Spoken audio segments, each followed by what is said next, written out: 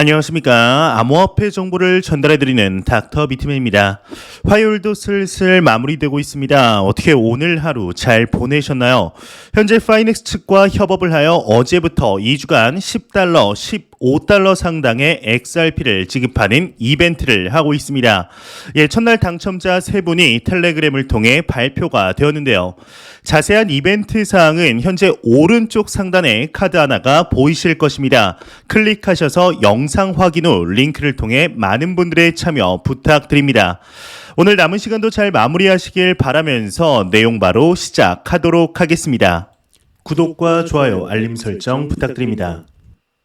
현재 암호화폐 시장이 보합 흐름을 보이고 있습니다. 이에 하나의 온체인 데이터가 발표가 되었는데 하나의 특정 가격대에서 엄청난 거래량을 보이고 있다고 합니다. 이게 정확히 어떠한 내용인지 같이 한번 보도록 하겠습니다.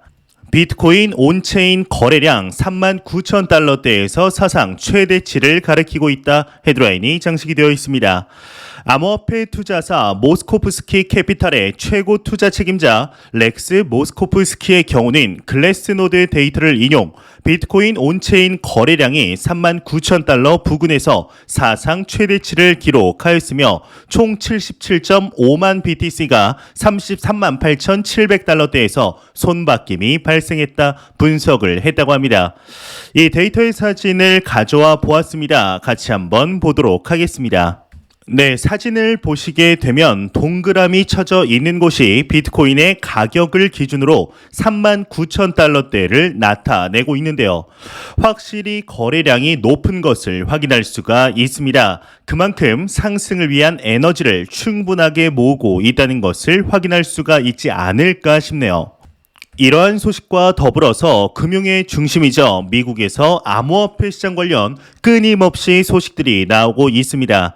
특히나 현재 러시아와 우크라이나 간의 전쟁이 보름이 넘게 지속이 되며 더욱 심화되는 상황 속에 러시아가 혹시나 암호화폐를 통하여 경제 제재를 회피하지는 않을까 하는 우려의 목소리 또한 높아지고 있는데요. 이에 얼마 전이죠. 미국의 대통령 바이든 대통령의 경우에는 행정명령 서명을 시작으로 미 재무부의 경우는 테러 제재 관련 암호화폐 사용에 관한 지침을 발표할 뿐만 아니라 백악관의 경우는 미국인이라면 법정화폐든 암호화폐든 테러 제재 관련하여 조치에 따라야 한다라는 발표를 하게 됩니다. 이를 시작으로 강도 높은 암호화폐 관련 법안들이 지속적으로 나오고 있는데 이에 오늘 새로운 소식이 나왔습니다. 미국의 하원 의원에게서 러시아 제재 회피에 관련하여 암호화폐를 활용 금지하는 법안을 발의했다고 하는데요. 일단 사진 자료 같이 보도록 하겠습니다. 네, 사진 자료를 보시게 되면 하나의 소식이 더블로 기사에 나오게 되었는데요. 미국의 하원 의원인 브래드 셔먼 의원의 경우는 러시아가 암호화폐를 제재 회피 수단으로 활용하지 못하도록 하는 내용의 새로운 법안을 발의했다고 합니다. 해당 법안은 이제 HR 7067로 제재 대상인 러시아인이 거래 촉진 및 기타 목적을 위해 암호화폐를 사용하는 것을 제재한다라는 내용이 담겨 있는데 이 자세한 제재 방법과 셔먼 외 다른 발의자에 대한 정보 등은 아직 공개되지 않았다고 합니다. 현재 외교위원회 및 금융서비스위원회에 회부된 상태라고 하는데요. 지금 보시는 이 의원이 미국의 하원 의원 브래드 셔먼 의원입니다. 이 인물의 경우는 안타깝게도 대표적인 암호화폐 반대파로 알려져 있습니다. 얼마 전 미국 내 암호화폐 매수 자체를 금지하는 법안 또한 발의를 한 적이 있는데요. 이 암호화폐를 회의적으로 바라보는 인물들의 경우는 지금의 이 시기가 암호화폐를 전면적으로 금지하기 좋은 기회라고 여기고 있습니다. 하지만 이러한 의원들의 발의를 하는 것들이 오히려 규제 프레임워크를 만드는 데 도움이 될 것으로 분석되고 있는데요. 이 미국 정부를 비롯하여 얼마 전 G7의 경우 또한 러시아의 제재 회피에 암호화폐를 활용을 못하도록 조치하겠다라는 발표를 하였지만 이 금지 자체를 시킬 생각은 없기 때문입니다. 이 시장을 잘 활용한다면 오히려 국익적인 측면 상당한 가치가 있다는 것을 이미 깨닫고 있기 때문이죠. 이 소식과 더불어서 러시아의 정치인과 관련이 된 것으로 보이는 암호화폐 지갑의 주소를 한 블록체인 분석 업체가 미국 당국으로 전달을 했다고 합니다. 내용 같이 한번 보도록 하겠습니다.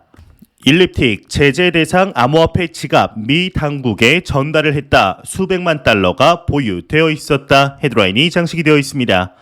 블룸버그에 따르면 블록체인 분석 업체 일립틱의 공동 창업자인 톰 러빈슨의 경우는 제재 대상인 러시아 정치인과 관련된 것으로 보이는 암호화폐 지갑 주소를 정보 당국에 전달했다고 밝혔다고 합니다.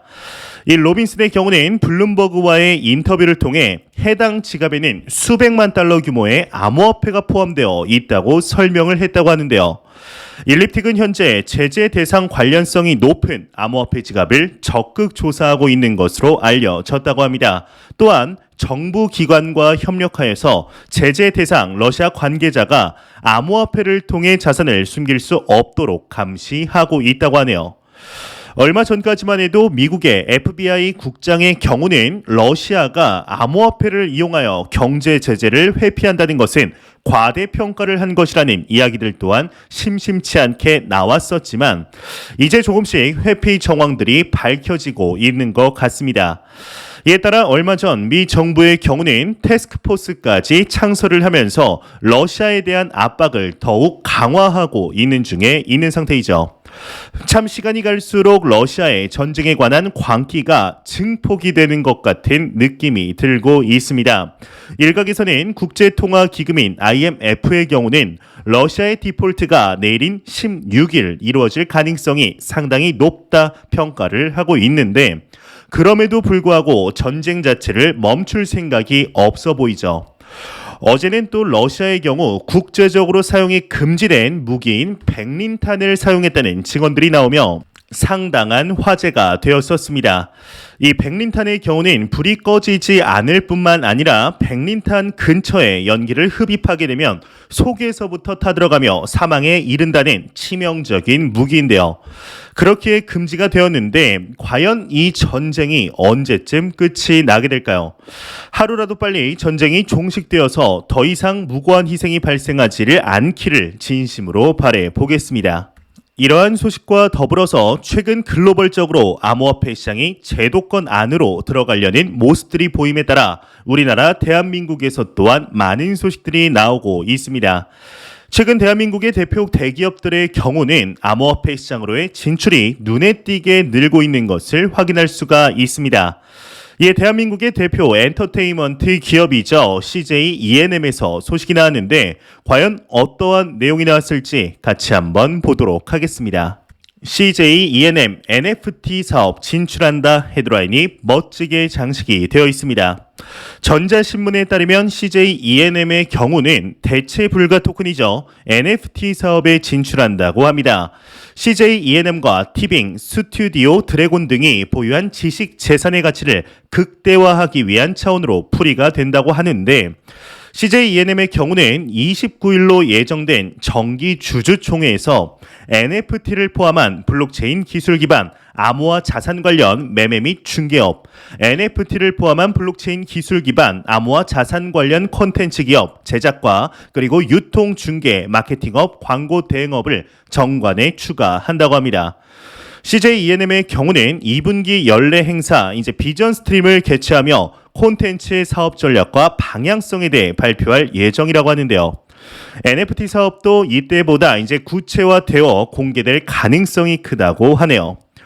현재 대한민국에 내놓으라 하는 기업들의 암호화폐 시장으로의 진출이 이번 연도이죠. 2022년을 시작하며 눈에 띄게 보이고 있습니다. 대한민국의 대표 기업이죠. 삼성전자의 경우는 대표적인 메타버스 플랫폼 디센트럴랜드의 가상 매장을 오픈했을 뿐만 아니라 갤럭시 S22의 언박싱 행사도 개최를 하였었습니다. 또 다른 대기업인 LG전자의 경우는 자사의 TV에 NFT 플랫폼을 탑재할 뿐만 아니라 사업 목적에 암호화폐 중개업을 포함시킴으로써 암호화폐 거래소 사업까지 진출하는 것이 아니냐는 목소리가 들리고 있는 중이죠. 또한 KB자산운용의 경우는 암호화폐 펀드를 조만간 출시할 것이라는 공식 발표가 나옴에 따라 은행권들 또한 가파르게 준비 중이라는 것을 알 수 있었으며 대한민국의 1등 자산 운용사이죠. 미래에셋 자산 운용의 경우는 코인은행을 만들겠다는 발표를 하게 됩니다. 이후에 수많은 자산 운용사에서 비슷한 소식들이 연이어 나오게 되었는데요.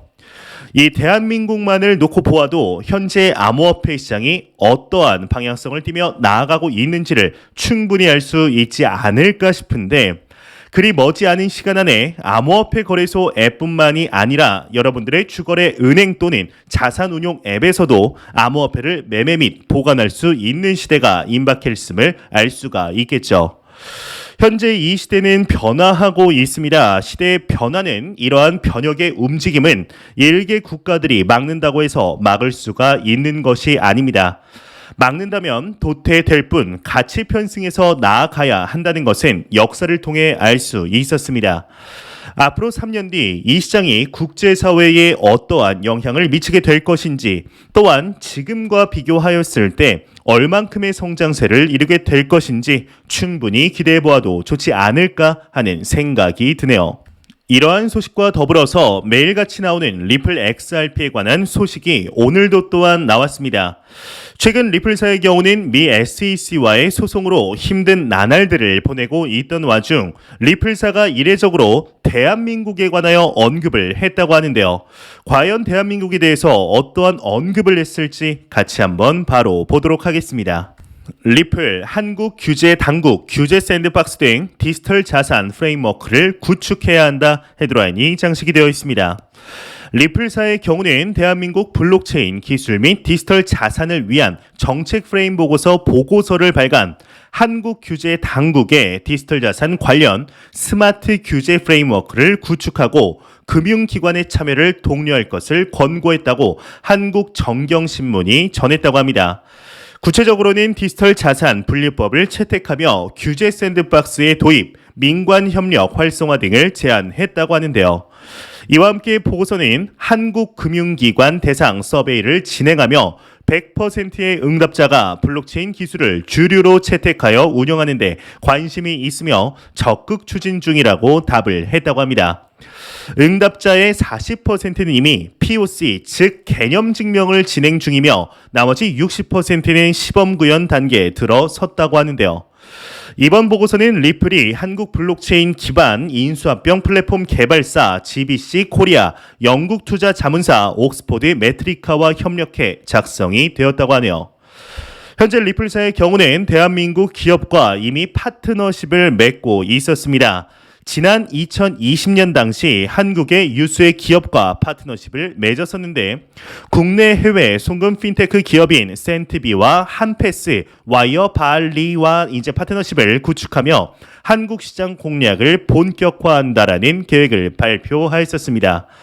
또한 리플사의 경우는 대한민국의 이제 스카이라고 불리우는 대학에 포함되는 K 고려대학교와 이제 블록체인 신학 협력 프로그램 또한 구축한 이력이 있는 만큼 리플사와 대한민국 간의 연결고리는 연결이 되어 있었는데요. 그렇다면 갑자기 이러한 타이밍에 왜 이러한 보고서를 발간한 것일까요? 이는 현재 대한민국의 새로운 당선인이 나옴에 따라 암호화폐 시장에 대해서 규제 방안을 확실하게 내달라는 목소리가 아닐까 싶습니다. 그렇게 되어야 이제 리플사 측면에서 볼 때 한국의 본인들의 시스템을 구축하기 더욱 편리하기 때문이죠. 흔하게 볼 수 없는 리플사의 대한민국에 관한 언급이어서 감회가 참 새로운 것 같은데요. 현재 대한민국의 암호화폐 시장에 대한 움직임들을 보았을 때 크게 걱정할 것은 없다는 생각이 듭니다. 빠르지는 않지만 글로벌 진행 방향과 같이 하려는 노력들이 보이기 때문인데요. 정치권에서 또한 이 시장을 그리 부정적으로 보고 있진 않는 상태이죠. 대한민국에서 다양한 소식들이 많이 나오는 만큼 앞서 말씀드린 대로 이번 연도 이 시장의 성장 잠재력을 충분히 기대해 보아도 좋지 않을까 하는 생각이 드네요. 안 보고 가면 섭섭하겠죠. 마지막 크립토 공포 탐욕지수입니다. 가격의 보합 흐름 영향일까요? 전날과 크게 다르지 않습니다. 2포인트 하락한 21포인트를 기록하며 여전히 극단적인 공포 단계를 유지하고 있는데요. 이 지수는 0이면 공포, 100이면 낙관을 의미하게 되죠. 참 극단적인 공포 단계를 거의 몇 주째 보고 있는 것이 아닌가 싶습니다. 이 중립 단계라도 올라갔으면 좋겠는데 그만큼 시장의 투자 심리가 많이 죽어 있다. 투자자분들의 답답함이 서려 있다라고 볼 수 있겠죠. 최근에 비트코인의 가격 움직임을 보게 되면 참 종잡을 수 없는 모습들을 지속적으로 확인할 수가 있습니다. 이게 조금 상승하는 것 같다가도 다시 제자리로 돌아오고 비트코인의 가격을 기준으로 두 자릿수의 상승이 와도 며칠 만에 다시 제자리로 오면서 참 이게 뭐 하는 건가, 상승을 하려면 좀 시원하게 올라가고 하락하려면 시원하게 하락했으면 좋겠는데 이 지지부진한 모습들이 반복이 되고 있습니다.